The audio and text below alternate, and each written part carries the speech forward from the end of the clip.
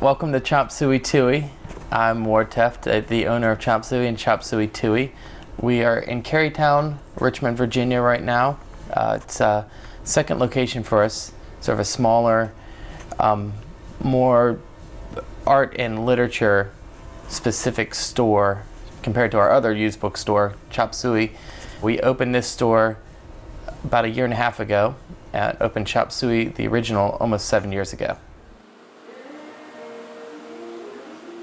We've been having shows at Chop Suey since we opened in 2002. It started with a friend of mine, Jenny Lynn Pawlowski, had gathered about 42 different local artists to put artwork up in the store for our grand opening, and a lot of that was based on the fact that we wanted to sort of be, sort of loosely a hub for the artistic community in Richmond. We wanted it to be a place that was people could show, people who are established artists, people who are young artists who are just starting out.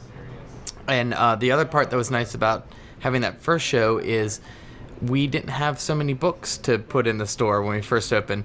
So the art really filled up all the blank spaces in the store, and it was great. It really felt like a gallery with books instead of now a bookstore with a gallery. I am an artist who's been living in Richmond for 3 years and have had the opportunity to show maybe 1 or 2 pieces at a time at local galleries, but Ward gave me the opportunity to have his whole entire gallery to show multiple pieces of my artwork.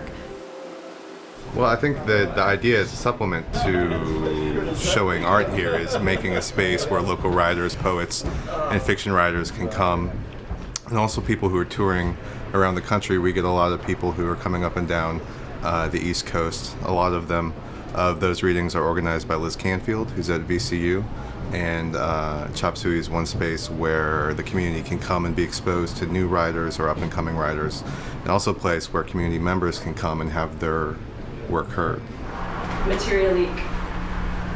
Judging from the surface, sharks had begun to see a cloud that evaporated years ago. With Rat's voice, the hollow log talks. No, I didn't open my eyes to prove it. Today, the sun. Today, the memory of dividing your name into 6 pieces and stirring it into 7 bowls of milk. The devil girl develops an auburn hairdo. She must truly be a devil girl. Silhouettes on each brick. Tiny people in the mortar interlock for warmth. Thank you.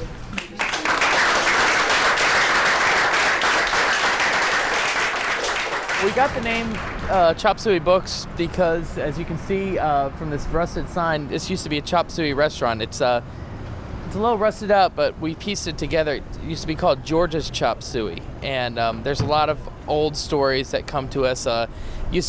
It was a Chop Suey restaurant, Chinese food, but mostly it was a bar. A lot of people from the neighborhood came to drink here, and every now and then an older man will come in and tell me stories about who they call Chinese George. And I guess the best story about Chinese George is that he used to be located in the Union Hill area, right off of Church Hill. And one night it was a similar thing. It was a bar up there, and someone reached for his cash box. He didn't have a register, he just had a cigar box full of cash. And I guess he either had trouble with this guy before. I've heard the story from 3 different people. He'd had trouble with the guy before and had warned him, and when the guy reached for it, he came down on his hand with a meat cleaver and chopped his hand off. And I have talked to police about this, and they said that it was a near riot up there. The police had to get called. They snuck George out the back of the restaurant, and that night the restaurant was burned down. And he relocated here after that. I'm not sure what the dates are about this, but the guys who come in to talk to me about it are in their late 70s or so. So if that dates it at all, they're probably in their 20s when all this was going down. I'm really hoping that in 50 years there's going to be a great story about the things I did in here. And who knows, maybe I'll come up with a good one, make something up for you guys before this interview's done. Books on Wheels is a charitable organization that I co-founded with a friend of mine, Ward Teft, about 2 years ago, and we drive around in a school bus and give away free books, and we do free bicycle repair. Shelly was in a car accident in January of 2007. Someone hit her. It was their fault, so she was being awarded some money for or compensation.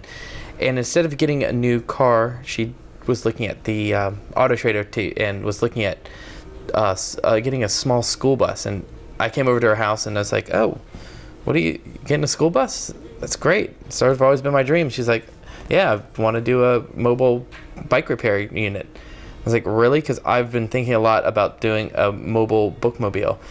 And she was like, "Oh, well, that's perfect. Let's do it together." And 2 days later, we owned a small school bus. What I'm doing now is a very messy caulk job on the window here. We've had the bus for 6 months now and are just now getting around to repairing a leak that somehow when it rains, water streams in through the windshield. Shelly, I think that's going to do it. This is our couch. If we have anyone riding with us, they can ride on that. Bed is right here. Move the boxes of books off usually. Yeah, I'm getting hot just even being here right now. Yeah, I'm having a hard time breathing. Sweating a little bit.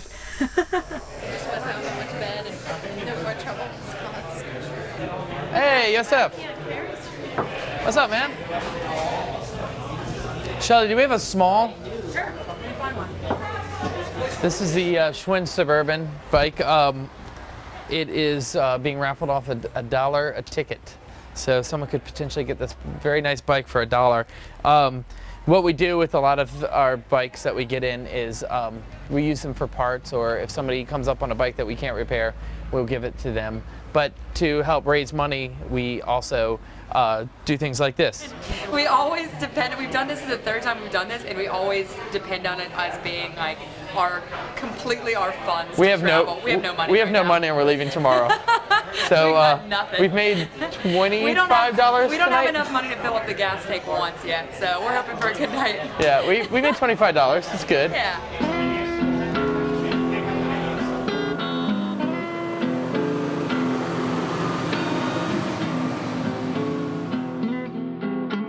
We get 10 miles to the gallon, roughly. So this will get us, right now we have about 240 miles in the tank. Come on.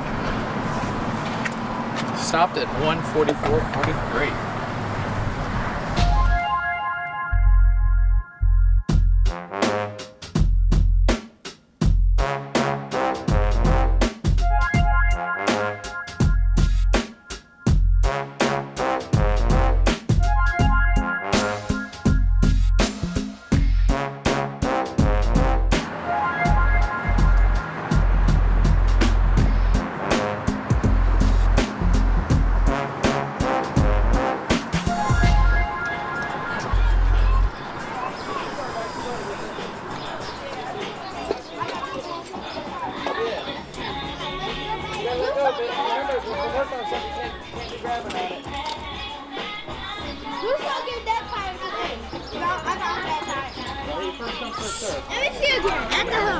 We've been here for a little over an hour. I think this is like the third bike I've worked on.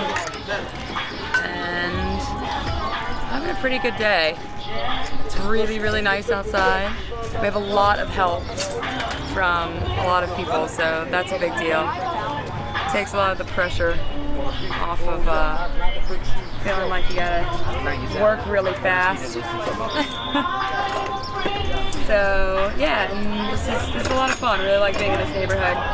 The second year, so yeah, we're just gonna try to get as much done as we can in the next couple hours. So still got kind of a lineup, but everyone's being really awesome and patient with us. So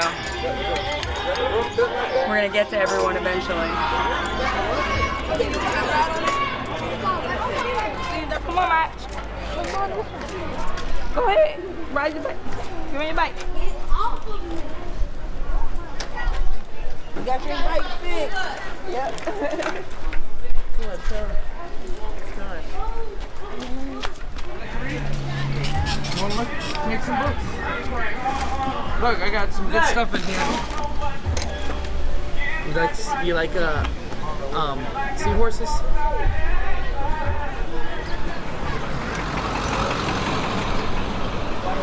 I think it's very nice when they bring the bikes around here and get them fixed. Because the kids need it. Because they be knocking next door every day, get the bike fixed. So I think it's great. I got my training wheels back on. And I got my bike fixed. And she did nothing, she had her book fixed, and I got my bike fixed. Come on, let's go. How you doing? Hi. You need some help with your bike? Yes, she needs help. What do you need? She got the training wheels off. You need the training wheels off and ready to ride solo? Can you catch it? You don't need to get in here. You're gonna fall backwards.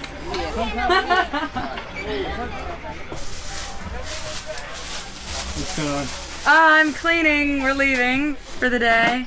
We have been here for 4 hours, and we are going to head back and unload and try to relax before our event tomorrow, which is at Neighborhood Bike Works at 60th and Vine. So we're kind of anticipating like a pretty similarly large crowd of kids, and hopefully we will be able to get some stuff done. We went through some supplies today. Yeah, we're packing up. A long day. There's one on the ground there. Packing our bikes up now.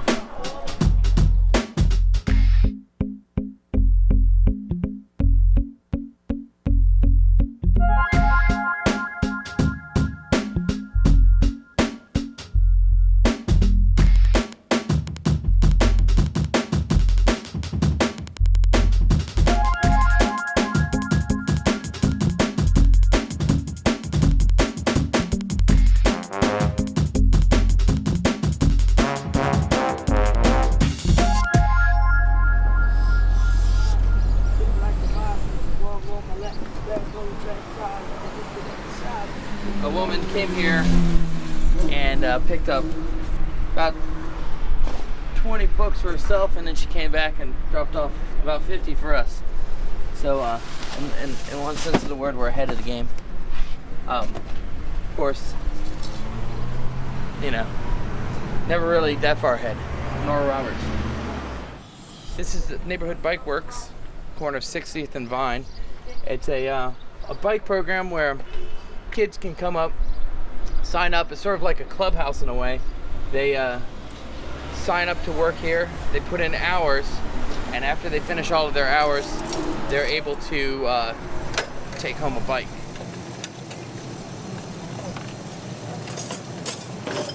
And I got off the bus. I was on the bus, came by here, my bike was broken home because I hadn't gotten here yet. And another neighbor in my neighborhood that deals with this shop said they're fixing your bikes free today. And I came back. Because I didn't have the money to get my bike fixed, I was gonna wait till I got the money to bring it in. If anything could happen good for this young man, let it happen. And he's used to it. Because he deserves it.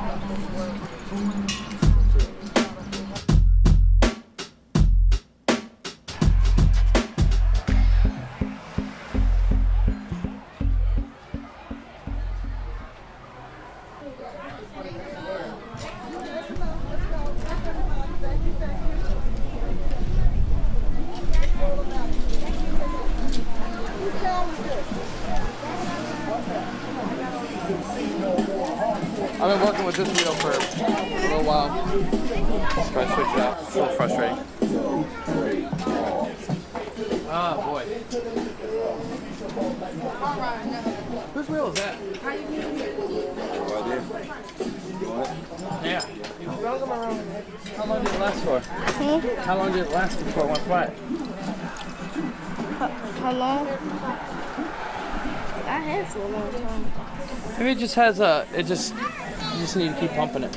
Oh, is he? Where? Today's been awesome. It's been pretty busy. And I don't know, we got a lot of help today though. So it's going all right.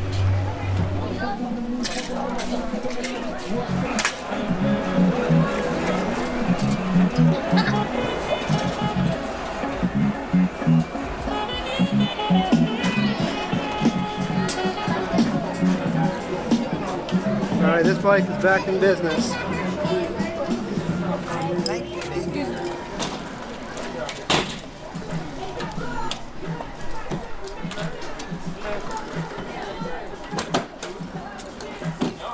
Shelly gave him $150 to fill up. We're not at 75 yet. About to get to the halfway point. Very exciting. Could make us late for our event. Just having to get gas. We're gonna try to convert the bus to run off of vegetable oil. It's different from biodiesel in that there'll be 2 tanks, one with diesel, one with vegetable oil. And the only thing that's really holding us up right now is the cost of doing that. And overall, it's gonna save us a lot of money, but it's gonna cost a few $1,000s to get it done. So we're trying to figure out how to do that. I think we're gonna end up borrowing the money since we don't really. It's holding us up a lot, and waiting for a grant is going to take a long time. It's going to be great to just roll up to a restaurant instead of a gas station and ask for their used vegetable oil. Filter it out, and hit the road.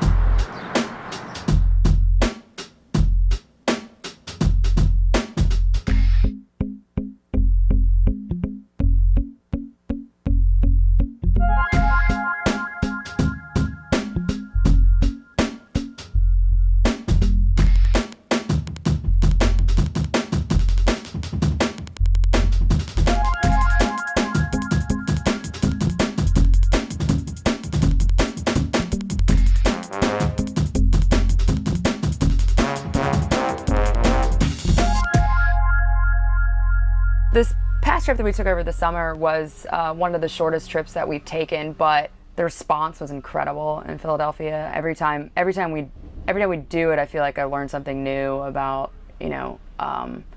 just functioning as Books on Wheels does, but like relating to people and really seeing like kind of how amazing people are in general. One of the reasons that I set Chop Suey up so that we could be sort of a community place for a lot of different activities is, it certainly has to do with getting people into the store and, a way for the bookstore to exist, not just as a bookstore, but as a place where people can see music or film or hear poetry or fiction. But mostly the idea that really one of the reasons that I got really excited by it is that I can't come up with those things on my own. And so having other people do it and bring their energy to it and bring their creativity to Chop Suey makes me really excited and gives me a lot of, it's an energy that I can feed off of as well. Ward he's definitely the hardest working person that I've ever met. He has an unbelievable amount of energy that can be exhausting, but I say that in the best way, and picking on him a little bit about it. It's amazing. He is like really, really, really full of life and really excited about everything that's going on, and like always really, really just energetic about what's going on in Richmond, what his friends are doing, what anyone's doing in general. You run into him on the street and like he's gonna ask you, 10 questions about what you've been doing and what you have going on, like out of genuine like interest and concern for, everyone in his life that he knows and like what they're doing, and that reflects like so much in the kind of place that Chop Suey is. I had gone to school at VCU in the early 90s, graduated in 94, and then went up to SUNY Buffalo for graduate school in English. I guess it was by 97 or 98. I was working full-time in a few different bookstores. It started in Buffalo, and when I moved to New York City, worked in 4 different bookstores there. It was a great experience. I really liked the used bookstore that I worked in, and in 2001 decided that I wanted to leave New York and come down to Richmond with the hopes of opening a bookstore. The first stage of the Chop Suey move, we're in the first stages anyhow. We're moving stuff every day. It's gonna take 5 weeks. I'm doing it so that I can move things and not be stressed. Not be too stressed. These are heavy boxes. Yeah, like this is a box of unpriced books So we were just sort of setting aside some of the nicer things we bought because we knew we were gonna be selling things at a really cut rate here within a couple months. So this is gonna help us start the new store with a lot of great books.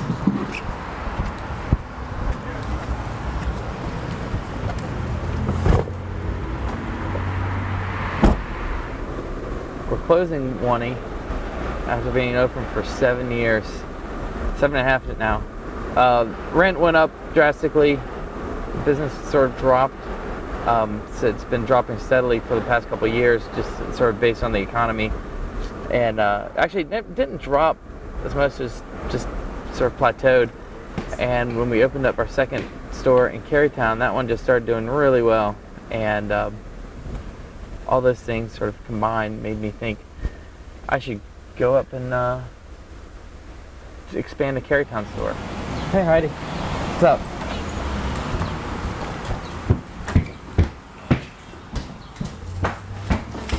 I like the inlaid shelves here. Good light through here.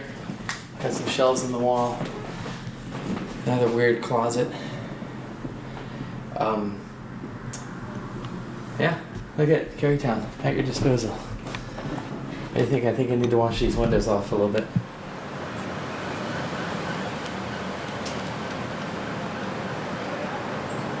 I think it's great. I think it's awesome. I mean, it's a change, I think, for like all of us. You know, we spend a lot of time like at Chop Suey and hanging out in the backyard and going to art shows and seeing music, and it's been really cool. But it's, you know, it's moving on, and you know, I know he looks at it the same way of, you know, it's really not that sad in a sense of just like it's growing, and that's the way things go. And you know, it could be worse. Like, it could be closing and there wasn't like the second store. So it's definitely, you know, it's definitely a good thing, and you know, it's not without its successes. So I think it's gonna be all right.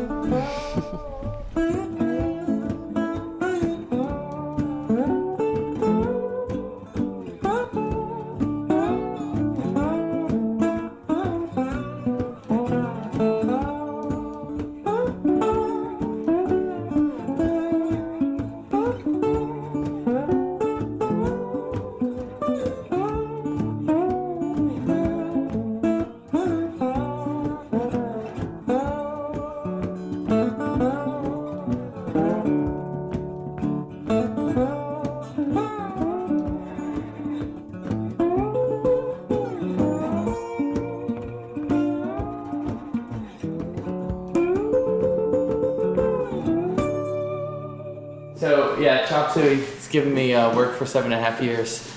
It's put me in touch with a lot of different groups of people. The people I wouldn't necessarily know otherwise. What else has Chop Suey done? It's probably given me, I don't have an ulcer, but I think, can you get an ulcer in your mind?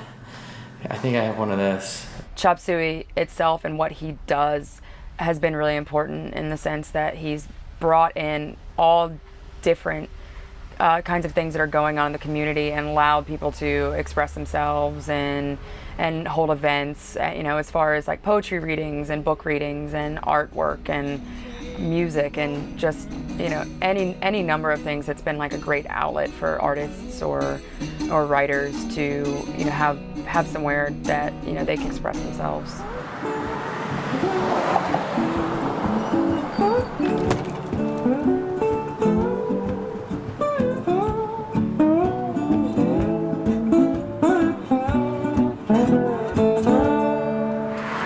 When's this documentary gonna end?